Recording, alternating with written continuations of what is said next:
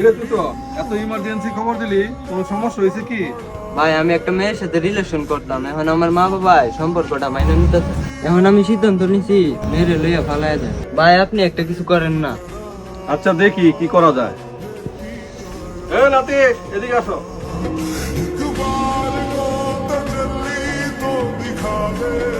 Jail থেকে কবে ফিরলা? দেখা টাকা করলা না তো? আরে ভাই এমন কিছু না, জেল থেকে বের হওয়ার পর বাসা থেকে আর বেশি বের হই নাই। আচ্ছা ভাই এই কথা বাদ দাও, বলো তুমি কেমন আছো? এই তো ভালোই আছি। আচ্ছা ভাই এ জেলে গেছেন কেরে? জেলা কেন গেছিল এটা আমার কাছ থেকে না শুন না, ওর কাছ থেকেই শুনো। নাতি কি হয়েছিল একটু বলো। গার্লফ্রেন্ডকে নিয়ে পালিয়ে গিয়েছিলাম, তারপর কোর্ট ম্যারেজও করলাম, 3 দিন আবার সংসারও করলাম। তারপর 3 দিন পরে ওর বাবা মা আত্মীয় স্বজন সবাই আমাকে খুঁজে বের করলো। তারপর কি হইলো ভাই? তারপর আমার কারাতে হলো কাঠগড়াই। তারা জজ সাহেবের সামনে আমার বিপক্ষে সাক্ষী দিল। জজ সাহেব আমাকে দিল অর্থদণ্ড আর 2 বছরের কারাদণ্ড।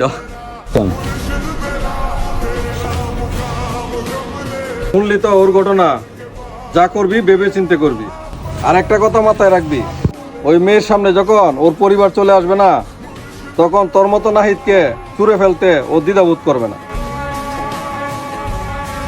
এই 2 বছরে না ভাই, আমার লাইফটা একদম চুরমার হয়ে গেছে।